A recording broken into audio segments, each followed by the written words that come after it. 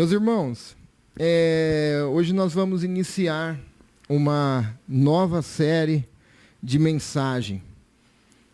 E essa série de mensagem, acredito que vai ser muito edificante para nós, principalmente nesse período, novamente, de isolamento, esse período de fase emergencial, sem poder estar reunido presencialmente. Nós já havíamos decidido isso semana retrasada, nós já paramos por causa da situação da cidade. Entendemos que, fazendo uma leitura local da cidade, não havia como a gente continuar com o culto presencial, porque leitos ocupados e os irmãos sabem da situação. E depois veio a fase emergencial, fechando até o dia 30, então. Então nós retornamos assim quando começamos em março, essas lives, e ficamos um bom tempo. E eu pensando e orando, buscando o Senhor, o Espírito Santo falou ao meu coração para nós, então, iniciarmos uma meditação sobre práticas espirituais. Nossas práticas espirituais, oração, leitura da palavra, e várias outras coisas nós vamos estar meditando. Muitas vezes as pessoas negligenciam as práticas espirituais do dia a dia. E somente fica preso somente a essa prática na reunião presencial de um domingo à noite. O nosso objetivo com esta série de mensagem é analisarmos como está a prática das nossa busca ao Senhor, a prática espiritual em questão de oração, em questão de leitura da palavra, em questão de adoração, em questão de contemplação, como nós estamos nesta situação, ainda mais agora, com os templos fechados. Como fica a vida do cristão sem o culto presencial para ele? Então é sobre isso que nós iremos meditar, e o objetivo nosso é desprendermos do prédio, mas sabermos que nós temos o nosso dia a dia e nós não somos dependentes de um domingo à noite, mas nós temos um relacionamento diário com Deus. E muitas vezes negligenciamos o cuidado com este mundo interior.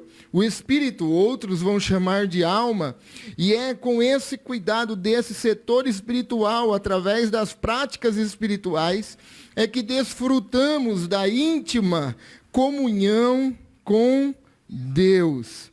É dessa forma que nós vamos desfrutar, e quando não cuidado, deixamos de desfrutar daquilo que Deus tem para nós no Espírito. Nós temos que ver que o dia a dia exige de nós uma busca constante com o Senhor. Então, é sobre isso que nós estaremos meditando. Este é Howard. Não vou citar o sobrenome aqui, porque é muito difícil para mim. Mas este homem recebendo a medalha é o soldado Howard, piloto da Força Aérea dos Estados Unidos. Ele teve seu avião derrubado enquanto sobrevoava o norte do Vietnã. Foi preso e passou vários anos nas mãos de seus captores, e ao fim da guerra, Howard foi liberado. Howard escreveu um livro que se chama Na Presença de Meus Inimigos. E no livro ele conta tudo o que passou e o que ele pensava diariamente, e de onde ele tirava força para suportar tudo o que ele estava passando. Ele conta que ele era forçado a meditar por longos períodos. Então, em sua meditação, ele analisava o que era importante e o que era supérfluo a ele. Ele conta que anteriormente, nos Estados Unidos, nos domingos, sua esposa e seus filhos saíam para ir ao culto. E sempre que eles saíam, eles o convidavam. Mas Howard conta em seu livro que ele sempre estava ocupado demais, sempre trabalhando em alguma coisa em sua casa, sempre ligado demais em outras coisas, e não podia passar 1 ou 2 horas por semana cuidando daquilo que de fato era importante. Bom, um certo tempo, Howard disse: fui tomado por uma fome espiritual, ele conta no livro, que superava qualquer vontade de comer um prato de comida. Mas no confinamento de Heartbreak, não havia pastores, nem professores de escola bíblica, nem bíblias, nem inários, nenhum crente para que o orientasse e nem o confortasse. E então ele conclui essa parte de seu livro dizendo: eu estava ocupado demais, ligado demais em outras coisas. E não podia passar 1 ou 2 horas pensando nas coisas primordiais da vida. Foi preciso ficar em uma prisão para descobrir como a vida é vazia e sem Deus.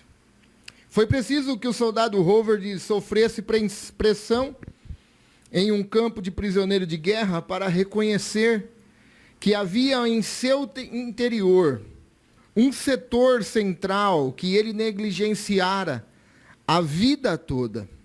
Os evangélicos, em geral, são teologicamente convictos da existência da alma.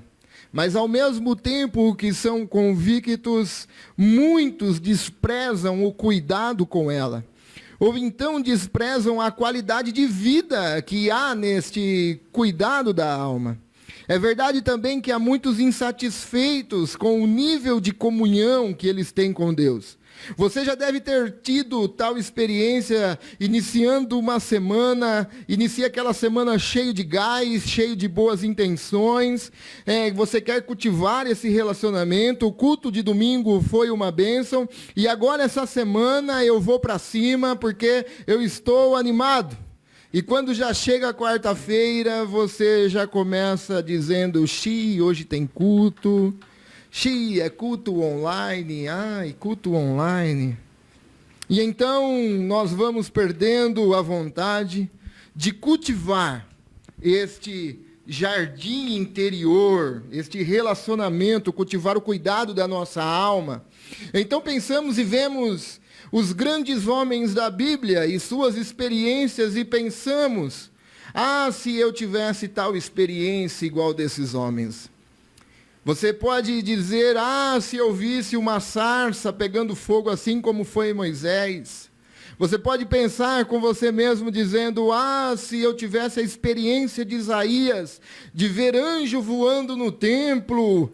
Ou então, se eu tivesse um encontro confrontador, assim como teve Paulo no caminho de Damasco. E então, às vezes nós pensamos: se eu tivesse uma experiência dessa, minha vida espiritual seria outra para o resto da vida.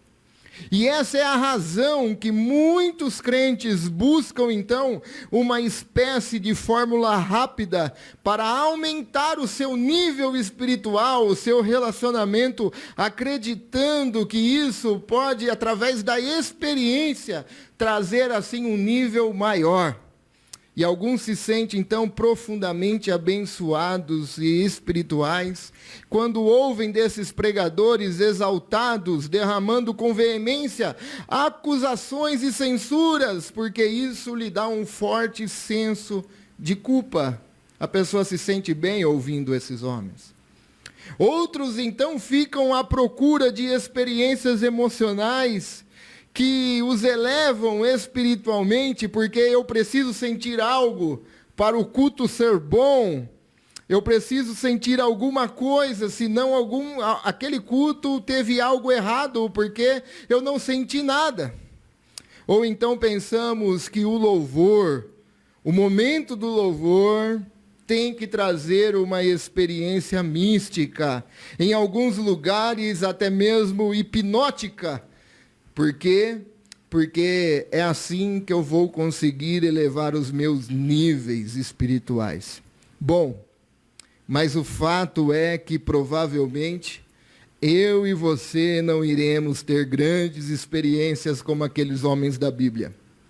O fato é que também você sentir algo no momento do louvor, sentir um arrepio no momento da palavra, são coisas passageiras e não traz nenhuma relevância espiritual isso.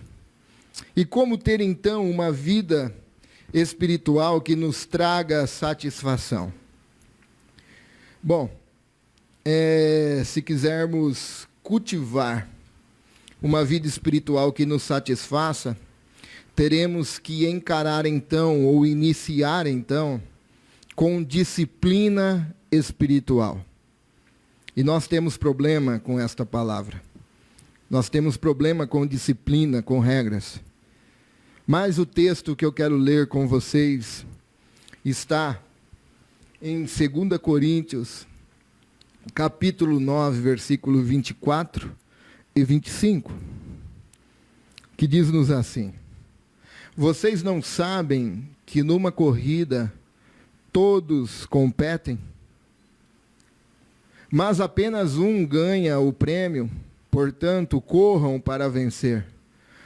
Talvez você não esteja vendo o slide aí, tá? É porque a câmera busca eu como foco.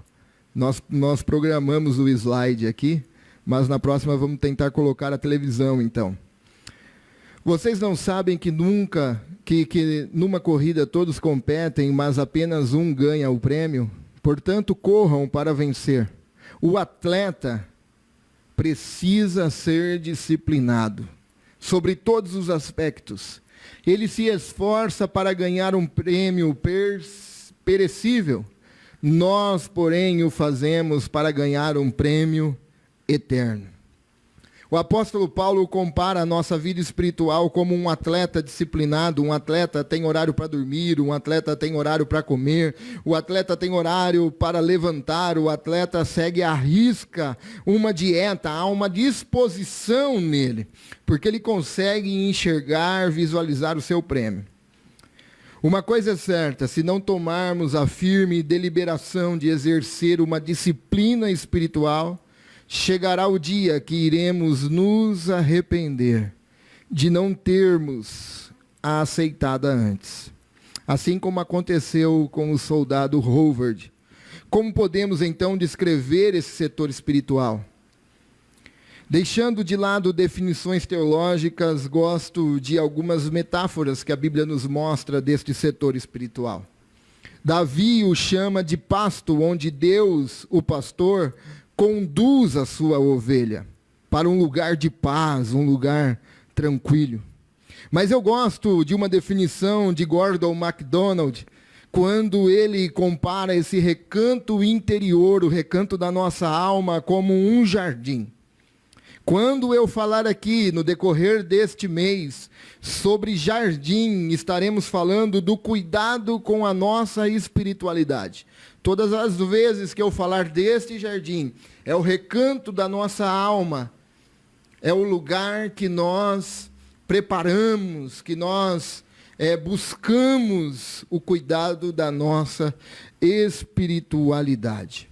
Porque um jardim é um recanto amplo, lindo, um jardim traz paz, um jardim traz tranquilidade. Mas ao mesmo tempo que este jardim não é cuidado, este jardim pode ser muito vulnerável. E logo este jardim será invadido por vegetação não desejada e por bichos peçonhentos, que são as coisas exteriores que tentam roubar a nossa tranquilidade.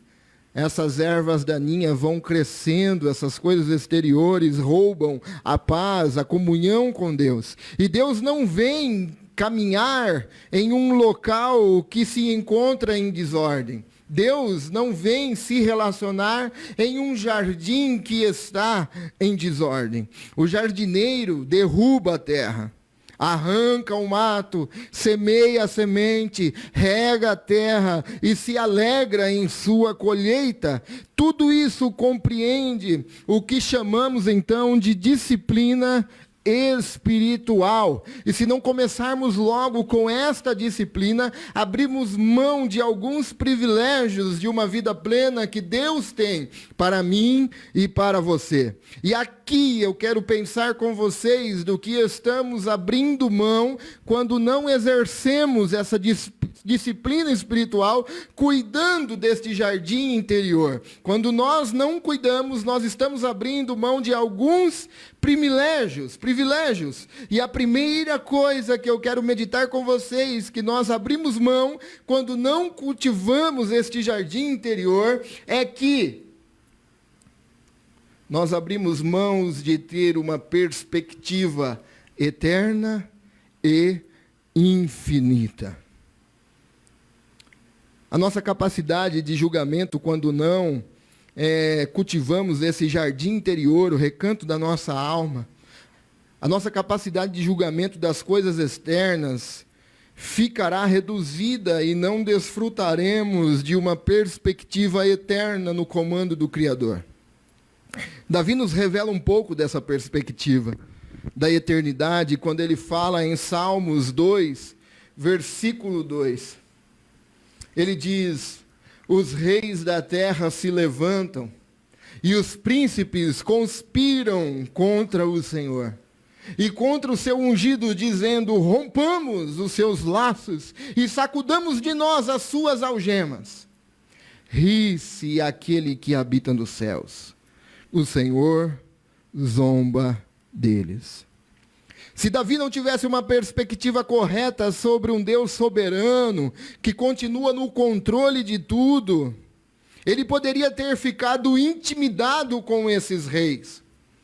Se Davi não tivesse uma perspectiva correta sobre esse Deus que continua no controle, Davi poderia ter tido medo desses reis que conspiram contra o Senhor. Mas Davi, com o seu jardim interior, o seu recanto da sua alma, sendo bem cuidada, Davi, então, ele observa e descreve esse Deus soberano, rindo dos poderosos da terra, rindo dos príncipes da terra, rindo dos senhores da terra. Davi observa esse Deus que continua no controle, não assim sentindo medo, sendo intimidado por esses homens. Por causa disso, Davi então também não temeria a esses homens. Meus irmãos, quando não mantemos a disciplina de cuidar desse jardim interior, as coisas externas nos abalam. Quando não mantemos este exercício, essa disciplina espiritual de cuidarmos do recanto da nossa alma, as coisas externas roubam a nossa fé e nos causam medo. Às vezes eu fico impressionado como as coisas externas têm roubado o tempo de exercermos as nossas práticas espirituais a Deus, preocupado com tantas coisas externas, e deixamos de lado o nosso jardim interior, e então as ervas daninhas começam a crescer e bichos peçonhentos começam a morar no recanto da nossa alma, porque apenas negligenciamos o cuidado com ela. E quando isso acontece, perdemos a visão desse Deus soberano, que não perdeu o controle de nada. Por isso muitas pessoas estão preocupadas, temidas, porque deixaram de cuidar do seu jardim e então perderam o foco de que Deus, como disse Abacuque, cale-se diante dele toda a terra, porque Deus está sentado no seu trono.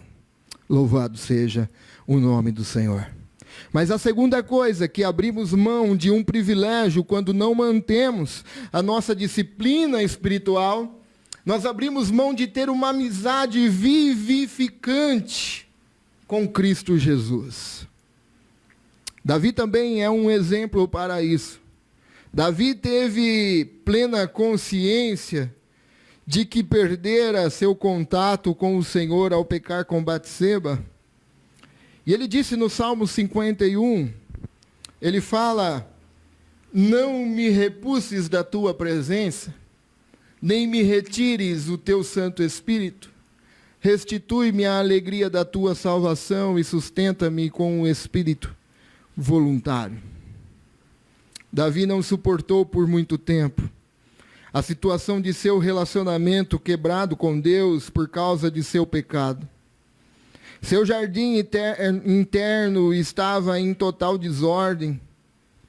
Então ele corre para Deus com um brado de confissão, de súplica por restauração.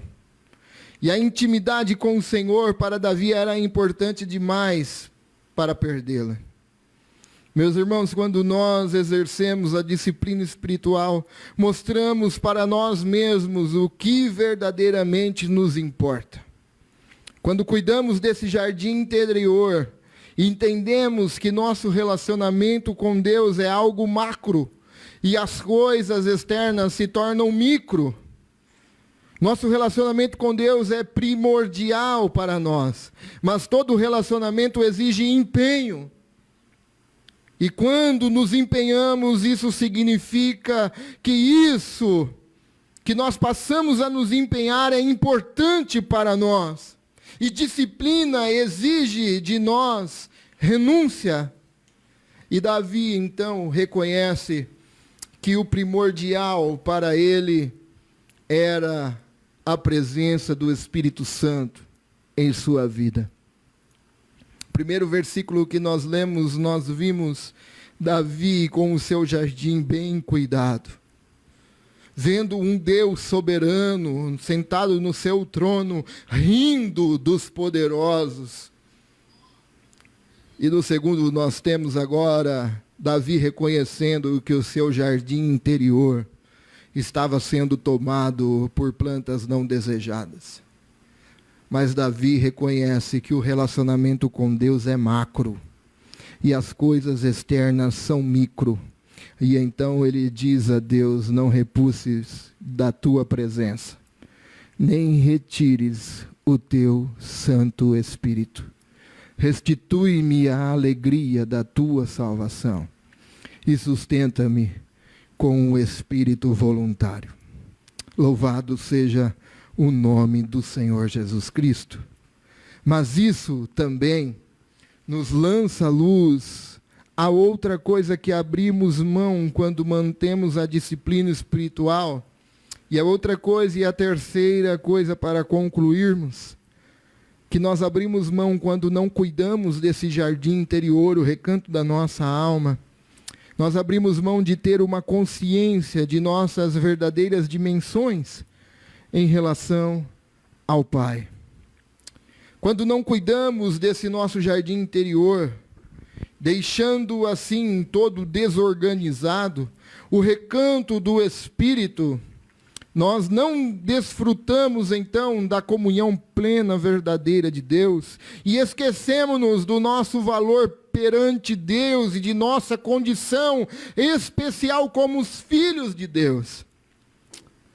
Quando nos esquecemos dessas coisas, caímos nos erros do filho pródigo, fazendo assim várias decisões erradas, achando que as coisas externas têm valor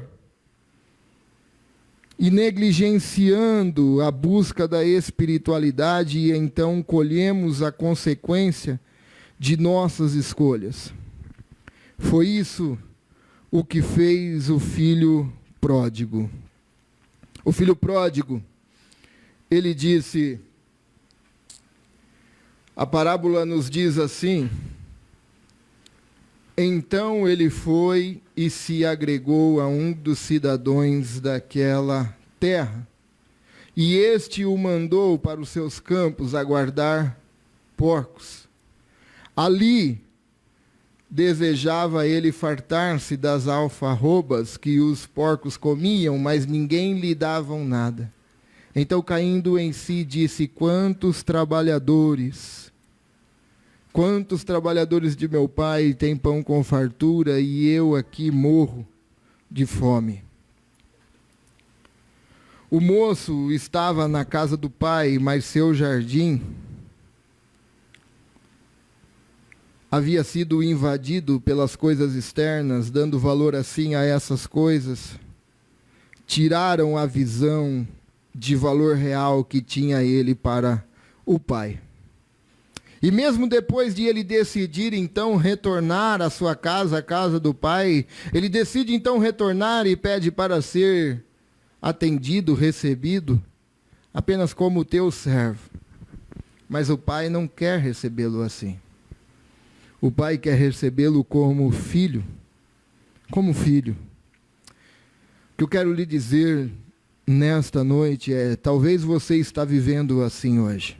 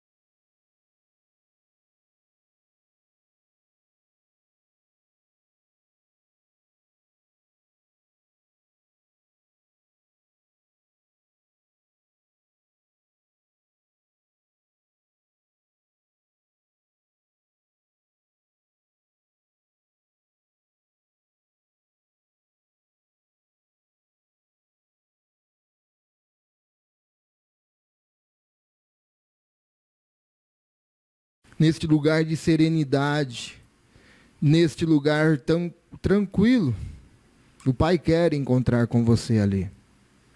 Então você pode me dizer, sou eu, pastor Robert, sou eu que tanto cultivava o jardim, o recanto da minha alma, sou eu que tinha as disciplinas, sou eu que buscava a comunhão, sou eu que buscava o relacionamento, e já não tenho mais paz na minha alma, não tenho mais serenidade, não tenho mais tranquilidade. E eu não sei o que fazer. E você pode me perguntar o que então precisamos fazer. O que eu quero lhe dizer nesta noite é: precisamos cultivar bem este jardim. Precisamos cuidar deste recanto da nossa alma. Não precisamos depender e nem podemos depender de abertura de um templo. Nós temos sim que fazer aquilo que a Bíblia nos mandou, de nos reunir como santos de Deus e oferecermos o nosso culto junto. Não podemos ficar sem congregar juntos.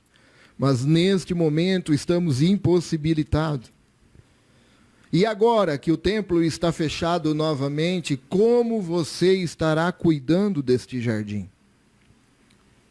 Cultive bem este jardim, você não precisa do templo.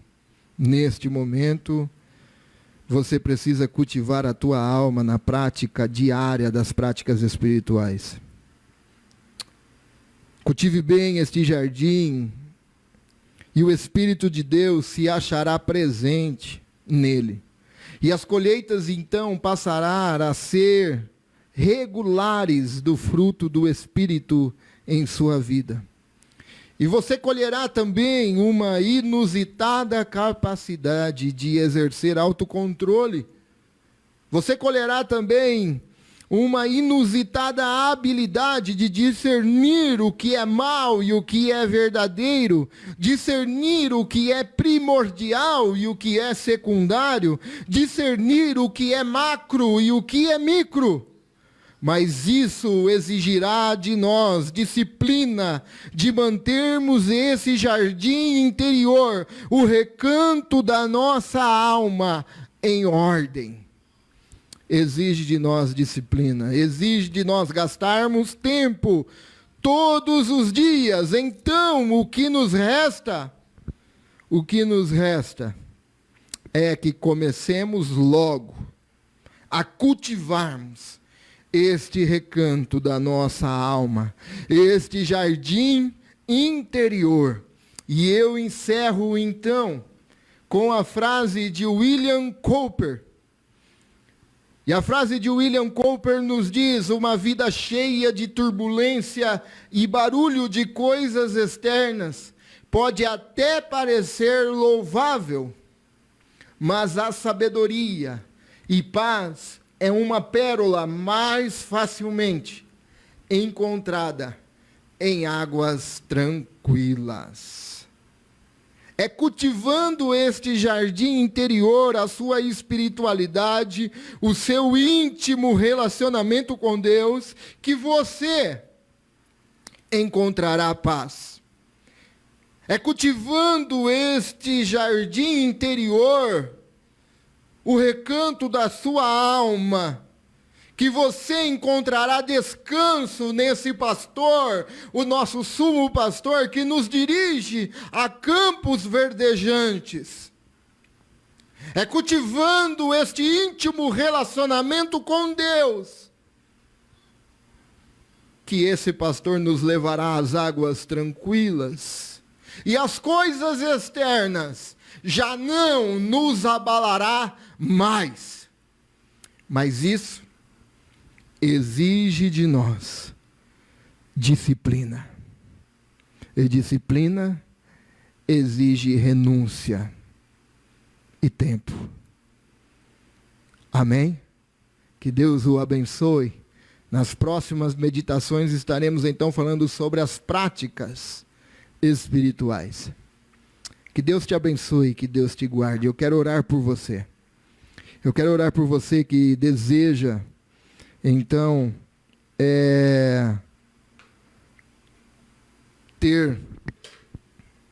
melhorar este relacionamento com Deus. Eu quero orar por você nesta noite, que você deseja aparar este jardim interior. Eu quero orar por você nesta noite, você que deseja tirar os bichos peçonhentos e as ervas daninhas desse jardim interior. Mas eu quero orar por você também. Você que no decorrer do tempo não cultivou e cresceu tanto, que Deus já não desce mais neste lugar desorganizado. E você não consegue mais enxergar o Deus como Pai. Porque você perdeu a sua dimensão da sua relação com o Pai. E eu quero lhe dizer que mesmo que você queira que o Pai o receba de forma diferente, o Pai continua sendo Pai. E você continua sendo filho. Eu quero orar por você nesta noite, em nome de Jesus. E vamos assim agradecer por este culto, em nome de Jesus. Ó Deus, em nome de Jesus eu te agradeço, Senhor. Te agradeço por tudo que o Senhor tem feito por nós. Te agradeço, Senhor, Pai amado, por esta palavra que vem nos exortando.